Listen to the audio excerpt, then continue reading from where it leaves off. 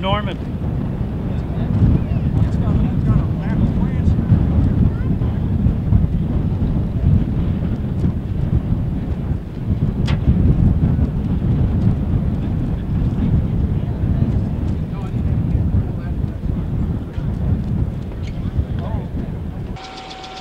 Rick, how long have you been flying this P-51? I've been flying P-51 since 1984. This airplane since the Collings Foundation acquired it 3 years ago. What's the background on Betty Jane? Yeah. Betty Jane was actually rebuilt out of a wreck that they had in England, I believe it was. And it's really a P-51C built in Dallas, even though it says P-51B. Of course, it's painted up like Robert McCorkle's aircraft. All right, now let me ask you about that second seat. That's unusual for a P-51, right? Oh yes, this is the only C model or B model, to my knowledge, that has dual controls. There was a few that were modified in the field. No P-51 ever came from the factory with dual controls.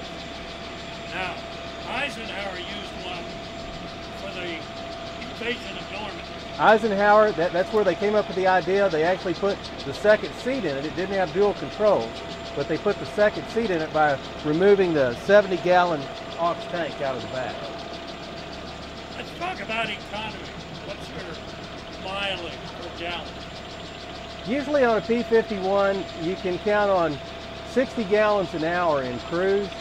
And at that speed, you're doing about 230 knots. So that gives you pretty close to 6 miles per gallon, which, believe it or not, for military aircraft is fairly economical. Let's talk about maneuver. Is it maneuverable? Oh, absolutely, absolutely. The P-51, for its era, was one of the most maneuverable aircraft. This laminar flow wing was a very innovative design on the P-51, and the laminar flow wing enables the aircraft to get much better fuel economy. That, and of course the Merlin engine, and the P-51 is a much lighter weight aircraft than a P-47. All those things combined gave the aircraft a much greater range. What's the top speed? Top speed on a P-51 is 437 miles per hour.